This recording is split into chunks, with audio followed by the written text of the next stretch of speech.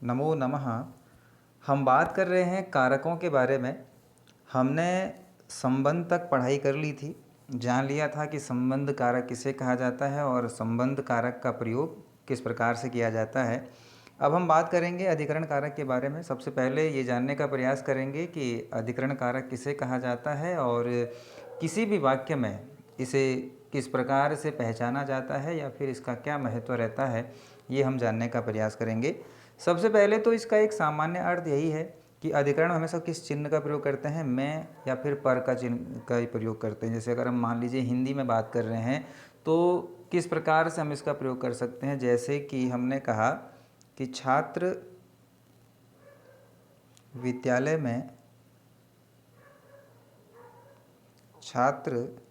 विद्यालय में पढ़ता है।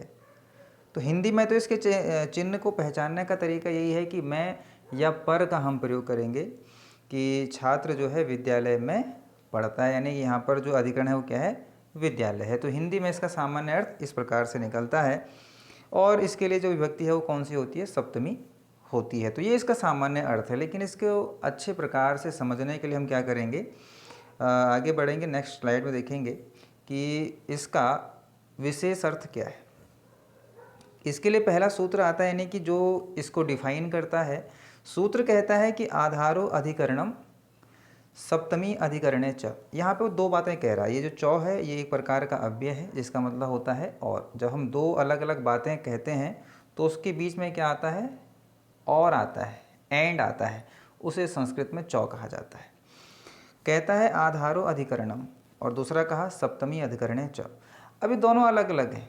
सबसे पहले क्या आया, आधारो अधिकरणम, तो यहाँ पर ये बनता है शब्द आधारः अधिकरणम। यहाँ पर विसर्ग संधि के साथ में क्या है, पूर्व रूप संधि भी है।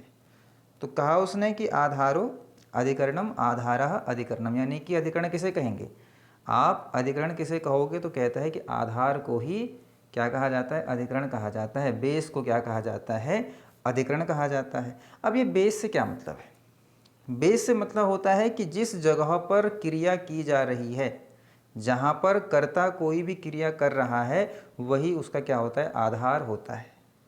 समझेंगे पहली बात। हमने कहा कि आधार किसे कहते हैं, आधार कहते हैं बेस को। कैसे, एक बार देखिए। आपने कहा कि छात्र विद्यालय में पढ़ता है। अब यहाँ पर देखिए क्रिया क्या हो रही है, पढ़ने वाली क्रिया कौन कर रहा है, छात्र कर रहा है, यानी छात्र पढ़ रहा है। छात्र कहाँ पढ़ रहा है, छात्र पढ़ रहा है विद्यालय में। कर्ता क्रिया कर रहा है, उस क्रिया का आधार कहाँ है, ये उसका विद्यालय है मान लीजिए, है ना। तो अब यहाँ छात्र यहाँ बैठ, इस कमरे में बैठ करके छात्र क्या कर रहा है, पढ़ाई कर रहा है। तो छात्र क्या कर रहा है, कर्ता यानी क्रिया कहाँ कर रहा है, उसका आधार कहाँ है, कहाँ पर रह करके वो पढ़ने वाली क्रिया कर रहा है। तो वो क्रिया कर रहा है विद्यालय में रह करके। विद्यालय उसका क्या है, आधार है, जहाँ पर वो क्रिया संपन्न की जा रही है, वो एक्शन हो रहा है। तो वही स्थान जहाँ पर क्रिया की जाती है, जो क्रिया का आधार होता है, उसे हम क्या कहते हैं, अधिकरण कहते हैं। और अगर सवाल आता है कि भाई अधिकरण में आप कौन सी व्यक्ति का प्रयोग करोगे, तो जो दूसरा आपका सूत्र है सप्तमी अधिकरणे च, ये इस बात को डिफाइन करता है कि सप्तमी अधिकरणे, यहाँ पर कौन संधि हो रखी है, यहाँ पर यण संधि हो रखी, ई प्लस ओ बराबर य हो जाता है। तो यहाँ पर ई को य हो गया। तो वो कह रहा है कि सप्तमी यानी कि अधिकरण हमेशा क्या करेंगे, हम सप्तमी विभक्ति का ही प्रयोग करेंगे। दो बातें थी, आधार अधिकरण यानी कि अधिकरण किसे कहते हैं, आधार को अधिकरण कहते हैं जहाँ पर कोई भी क्रिया की जाती है। और अधिकरण हम कौन सी व्यक्ति का प्रयोग करते हैं, हम सप्तमी का ही प्रयोग करते हैं। अब यहाँ पर देखिए एग्जाम्पल आपको दे रहा है। पहला एग्जाम्पल आया कि निरपः सिंहासने तिष्ठति।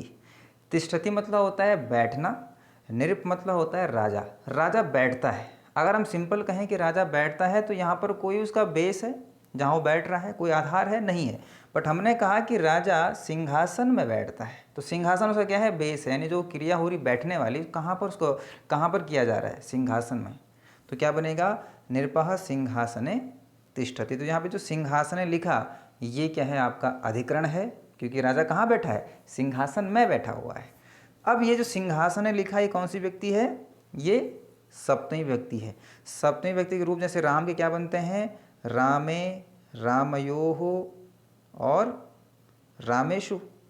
तो यहाँ पे क्या आ जाएगा, सिंहासने। सिंहासने किसके सिमिलर है, रामे के सिमिलर है। जैसे कि आप यहाँ पे देखेंगे कि जो शब्द रूप है राम का वो क्या बनता है सप्तमी में, रामे, रामयोः, रामेषु। तो जैसे रामे है सप्तमी का एक वचन, वैसे क्या हो जाता है सिंहासने सप्तमी का एक वचन। तो यहाँ पर जो सिंहासने शब्द है ये अधिकरण है। अगला कहता है वयम ग्रामे निवसामः। ये निवसामः क्या है, निवास करने के अर्थ में है। वयम मतलब होता है हम सब, तो ये उत्तम पुरुष का बहुवचन है निवसामः। अब हम क्या करते हैं, निवास करते हैं, हम निवास करते हैं। निवास कहाँ करते हैं, ग्राम में। तो ग्रामे में कौन सी व्यक्ति आ गई, सप्तमी का एक वचन। क्यों आया, क्योंकि ग्राम क्या है, अधिकरण है। इसी प्रकार से तिलेषु तेलम विद्यते, तेल मौजूद होता है। तेल किसमें मौजूद होता है, तिलों में, यानी कि तिलों में तेल मौजूद होता है, यानी कि तिलों के भीतर क्या है, तेल है। तो तिलों का जो आधार है वो कौन है, तिल है। यानी कि तिल कहाँ तेल कहाँ रहता है, तिल के अंदर। तो यानी जो उसका आधार है वो कौन है, तेल का आधार तिल है। तो यहाँ पे क्या हो जाएगा, तिल में क्या करेंगे हम, सप्तमी व्यक्ति का प्रयोग करेंगे। अब तिल एक तो है नहीं, तिल क्या है, बहुत सारे हैं। तो क्या आ जाएगा, यहाँ पर बहुवचन आ जाएगा, रामे, रामयोः, रामेषु। वैसे ही तिले, तिलयोः, तिलेषु। तो आपने यहाँ पे ये देखा कि जो अधिकरण है उसमें क्या करते हैं, हम सप्तमी व्यक्ति का प्रयोग करते हैं। नेक्स्ट कहाँ कहाँ हम सप्तमी व्यक्ति का प्रयोग कर सकते हैं। हमने उसका अर्थ जान लिया कि भाई अधिकरण किसे कहते हैं, क्या होता है, जान लिया। अब कहाँ कहाँ इसका प्रयोग करेंगे, कह रहे हैं जिसमें स्नेह किया जाता है वहाँ पर भी क्या करेंगे, हम सप्तमी व्यक्ति का ही प्रयोग करेंगे। कहता है कि पिता पुत्र से स्नेह करता है, यानी जिस व्यक्ति से स्नेह किया जा रहा है, जिसमें स्नेह है, उसमें क्या लगाएंगे आप, सप्तमी लगाएंगे। पिता क्या कर रहा है, पुत्र से स्नेह कर रहा है। अगर आप हिंदी में कहेंगे क्या कहोगे कि भाई पिता पुत्र से स्नेह करता है, लेकिन संस्कृत में आपको क्या करना पड़ेगा, वहाँ पर उस पुत्र से ना करके उसको पुत्र में करना पड़ेगा, कि पिता पुत्र में स्नेह करता है। क्योंकि स्नेह वाली धातु में हमेशा क्या लगेगा, सप्तमी ही लगेगा। कर्ता जिससे क्या करता है, स्नेह करता है, उसमें हम सप्तमी लगाएंगे। कर्ता कौन है, पिता। पिता क्या कर रहा है, स्नेह किससे कर रहा है, पुत्र से। तो क्या बनेगा, पिता पुत्रे स्नेहति। ये पुत्रे में कौन सी व्यक्ति आ गई, सप्तमी का एक वचन। नेक्स्ट कहता है कि संलग्नार्थक और चतुर अर्थक शब्द के योग में भी क्या करेंगे, हम सप्तमी व्यक्ति का ही प्रयोग करेंगे। संलग्न का मतलब होता है जुड़ना, संलग्न का मतलब क्या होता है, जुड़ना, यानी जिससे आप जुड़े हुए हो। और चतुर अर्थक मतलब होता है चतुर, चतुर यानी कि क्लेवर। कह रहा है कि बलदेवः स्वकार्ये संलग्नः अस्ति। जो बलदेव है वो अपने कार्य में क्या है, संलग्न है। तो यहाँ पर आप अगर इसको हिंदी में कहोगे कि बलदेव अपने कार्य में संलग्न है, तो आपने जब अपने कार्य में कहा तो वहाँ पर अपने आप ही पता चल रहा है कि मैं पर सप्तमी आ रहा है।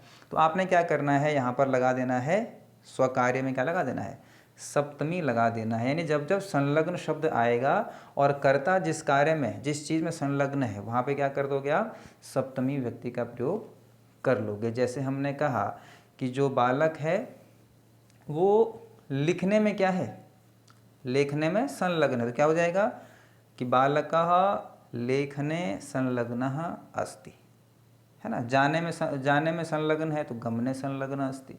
जहाँ आप संलग्न का प्रयोग करोगे उससे पहले वाले वर्ड में आप क्या कर दोगे, सप्तमी का प्रयोग कर लोगे। तो यहाँ देखो बलदेवा स्वकार्ये, रामे रामयो रामेषु, स्वकार्ये स्वकार्यो स्वकार्येषु। तो यहाँ पर स्वकार्य में क्या लगा दिया उसने, सप्तमी का एक वचन। इसी प्रकार देखो कि जयदेवः संस्कृते चतुरः अस्ति। जयदेव क्या है, संस्कृत में चतुर है। तो आपने पढ़ा था कि चतुर वाला शब्द का जब प्रयोग करेंगे तब भी क्या लगाएंगे, सप्तमी का ही प्रयोग करेंगे। तो जयदेव क्या है, संस्कृत में चतुर है। तो आपने क्या करना है, संस्कृत में क्या लगा देना है, सप्तमी का एक वचन। आपने कहा कि जो है बालक दौड़ने में चतुर है, तो बालका धावने चतुर अस्ति। बालक लिखने में चतुर है, तो बालका लेखने चतुर अस्ति। तो जिस चीज़ में आप उसको चतुर बता रहे हो, आपने वहाँ पे सप्तमी का प्रयोग करना है। यहाँ पे संस्कृत में क्या लगा दिया, सप्तमी का एक वचन। नेक्स्ट सूत्र, अगली बात आती है कि ये जो शब्द हैं श्रद्धा और विश्वास, जब भी इनका प्रयोग किया जाएगा तब भी क्या करेंगे आप, सप्तमी का ही प्रयोग करेंगे। कि बालकस्य पितरी श्रद्धा अस्ति, बालक की पिता में श्रद्धा है। यहाँ पे मालूम चल रहा है कि बालक की क्या है, पिता में श्रद्धा है। बालकस्य षष्ठी का एक वचन, पितरी हो जाएगा सप्तमी का एक वचन, श्रद्धा अस्ति। पितरी शब्द क्या है? सप्तमी का एक वचन। क्यों है? क्योंकि बालक की पिता में श्रद्धा है, तो जब भी श्रद्धा वर्ड का प्रयोग करोगे तो जिसमें श्रद्धा होगी उसमें सप्तमी का प्रयोग करेंगे। विश्वास में बिल्कुल सेम ही है कि महेश की अपने मित्र में महेश का अपने मित्र में विश्वास है। क्या बन जाएगा? महेशस्य स्वमित्रे। ये जो स्वमित्रे है क्या हो जाएगा? सप्तमी का एक वचन, विश्वासः अस्ति। अगला सूत्र आता है कि यस्य च भावेन भावलक्षणम। जब एक क्रिया के बाद दूसरी क्रिया होती है तब हम क्या करते हैं? पहली वाली क्रिया में और उसके कर्ता में क्या कर लेते हैं? सप्तमी विभक्ति का प्रयोग कर लेते हैं। बात आई क्या कि पहली बात तो दो क्रियाएं होनी चाहिए। कितनी क्रियाएं होनी चाहिए? दो क्रियाएं होनी चाहिए। दो क्रिया होगी तो उसमें से जो पहली वाली क्रिया है, जो पहली क्रिया पूर्ण हो गई है, उसमें हम क्या करेंगे? सप्तमी विभक्ति का प्रयोग करेंगे और साथ में जो कर्ता है उसमें क्या करेंगे? हम सप्तमी विभक्ति का प्रयोग करेंगे। एग्जाम्पल देखेंगे कि राम के वन जाने पर दशरथ ने प्राणों को त्याग दिया। राम जब वन गए तो उन्होंने क्या किया? दशरथ उनके जो पिता थे उन्होंने प्राण त्याग दिए। तो यहाँ पर दो क्रियाएं हैं, एक तो राम का वन जाना और एक दशरथ के प्राणों का त्यागना। तो दो क्रियाएं हैं, दो क्रियाओं में से क्या करना है? पहली वाली जो क्रिया है उस पहली वाली क्रिया के कर्ता में और क्रिया में क्या लगा देना है? सप्तमी विभक्ति का प्रयोग कर देना है। कैसे? देखो, रामे वनम गते दशरथः प्राणान अत्यजत। यहाँ पर जो रामे लिखा है क्या है? सप्तमी का एक वचन। गते लिखा हो क्या है? सप्तमी का एक वचन। पहली क्रिया यही तो थी कि राम के वन जाने पर। अब आपने क्या करना है? पहली वाली कर्ता के पहली वाली क्रिया पहले वाले शब्द के कर्ता और क्रिया को ढूंढना है। राम के वन जाने पर कौन वन गया जी? राम गया। जाना क्रिया है और कर्ता राम है। तो राम और किसमें? जाने में। रामम वनम गते। आपने रामे में क्या लगा दिया? सप्तमी का एक वचन। गते में लगा दिया सप्तमी का एक वचन। जैसे रूल ने कहा कि भाई पहले वाले शब्द के कर्ता और क्रिया को सप्तमी कर दो, कर दिया रामम वने गते। फिर आप वैसे लिख दो दशरथः प्राणान अत्यजत। फिर अगला देखो यहाँ पर है कि सूर्य के अस्त होने पर सभी बालक घर चले गए। दो क्रियाएं हैं कि नहीं है? पहला है सूर्य का अस्त होना, दूसरा है सभी बालकों का घर जाना। तो पहले वाले शब्द के पहले वाले वाक्य में पहली बात तो कर्ता और क्रिया ढूंढ लो। सूर्य का अस्त होना, तो सूर्य यहाँ पर कर्ता है और जो क्रिया है वो हो जाना है। तो सूर्य सप्तमी का एक वचन, अस्तम गते, गते भी क्या हो जाएगा? सप्तमी का एक वचन। सर्वे बालकाः गृहम आगच्छन्। तो जब एक साथ दो क्रियाएं हो रही हों तो पहली वाली क्रिया के कर्ता और क्रिया को क्या कर देंगे? सप्तमी का एक वचन कर देंगे, या बहुवचन अगर ज़्यादा क्रियाएं हैं तो बहुवचन कर देंगे, द्विवचन है तो द्विवचन कर देंगे। तो पहली वाली क्रिया में क्या करेंगे? कर्ता और क्रिया को सप्तमी कर देंगे, बाकी जैसा रूप बनता है उसको वैसे कर देंगे। नेक्स्ट आता है सूत्र यतश्च निर्धारणम। यतश्च निर्धारणम, इसका मतलब होता है यतः च निर्धारणम। इसका मतलब क्या होता है? इसका मतलब होता है कि जब आप बहुत सारी चीज़ों में से एक चीज़ को डिसाइड करते हैं और आप उसको चुन लेते हैं, उसे क्या कहते हैं? यतश्च निर्धारणम कहा जाता है। जैसे कि मान लीजिए मेरे पास 10 कॉपी हैं, मेरे पास 10 कॉपी हैं और मैं क्या करता हूँ? 10 कॉपियों में से क्या करता हूँ? किसी एक कॉपी को क्या बताता हूँ? उत्तम बताता हूँ, नहीं बेस्ट बताता हूँ कि ये कॉपी क्या है, इन 10 कॉपियों में से ये एक कॉपी बेस्ट है। मान लीजिए क्लास में 10 छात्र हैं, 10 छात्र हैं और उन 10 छात्रों में से मैं क्या कहता हूँ कि जो है रमेश क्या है? अच्छा है। तो मैं क्या कर रहा हूँ? 10 छात्रों में से किसी एक को चुन रहा हूँ। तो जब भी बहुत सारी संख्याओं में से, बहुत सारे लोगों में से, व्यक्तियों में से, वस्तुओं में से किसी एक को छांटा जाता है, वहाँ पर क्या करते हैं? हम सप्तमी का प्रयोग किया करते हैं, या फिर षष्ठी का भी प्रयोग वहाँ पर कर सकते हैं। जैसे एग्जाम्पल के देखिए कि गायों में कृष्ण गाय जो है बहुत दूध देने वाली होती है। अब यहाँ पे समझेंगे, हमने क्या किया? बहुत सारी गायें हैं, मान लीजिए लाखों गायें हैं, है ना? तो हम उसमें से क्या कर रहे हैं? कृष्ण मतलब होती है काली गाय, तो हम काली गाय को चुन रहे हैं। बहुत सारी टाइप की गाय होती है, मान लो काली है, सफ़ेद है, लाल गाय है। हम इन तीनों में से कह रहे हैं कि जो काली गाय है वो ज़्यादा दूध देने वाली होती है। तो हमने क्या किया? 3 में से एक को चुन लिया। तो जब भी हम बहुतों में से एक को चुनते हैं वहाँ पर सप्तमी का प्रयोग करते हैं। अब सप्तमी का प्रयोग कहाँ पर करोगे? भाई हमने चार में से एक को चुना, तो सप्तमी उन चारों में लगाओगे या उस एक में लगाओगे? तो सप्तमी कहाँ लगेगी? जो ज़्यादा है वहाँ सप्तमी लगा दोगे, और जो एक है उसे क्या कर दोगे? कर्ता कर दोगे। जैसे कहा कि गायों में कृष्ण बहुत दूध वाली होती हैं, तो यहाँ पर गाय क्या है? ज़्यादा है, तो हम कहाँ लगाएंगे? सप्तमी गाय में लगाएंगे। षष्ठी का प्रयोग कर सकते, उसने क्या लिखा? गवाम या गोशुआ। गोशु शब्द क्या होता है? आप यहाँ पे गोसु लीजिए। गोसु क्या होता है? सप्तमी का बहुवचन, क्योंकि गायें क्या है? बहुत सारी हैं, तो क्या करेंगे? सप्तमी का बहुवचन।